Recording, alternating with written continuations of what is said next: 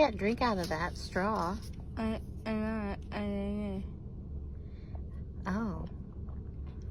You are an engineer star, and I can't believe I never thought of that. But what if I told you that straws may not be as big of a deal as you think with wisdom teeth? Now, that being said, we have to figure out exactly what is the problem with sucking on a straw during a wisdom tooth extraction. Well, once you get your wisdom teeth out, there forms a blood clot inside the hole where those wisdom teeth used to be. And if that blood clot is removed, you get what we call alveolar osteitis, also known as dry socket. And this is super painful, so we do everything we can to try and stop this from happening for you. No spicy foods, no smoking, no alcohol, and also don't suck on straws. And the thought was that that suction would remove and pull out that blood clot. But there has been some studies in the past that actually show this might not be the case. In fact, we can look at one right here saying straws do not cause dry socket when the third molars are extracted, put into PubMed. And then the results that they had were that 220 teeth were extracted, no dry sockets occurred in the top jaw, and 17 occurred in the mandible, 8 or 15% who used a straw, and 9 or 15% who did not. And their conclusion was that there was no evidence that an increased incident of dry sockets when using a straw the first 2 days after third molars has been extracted. So what does that mean? Does that mean that I should just go ahead and use a straw after my wisdom teeth come out? Well, yes and no. This is just one study, and this is a smaller sample size. So even though it did come out completely equal, there could always be a chance. I mean, maybe the other ones ate,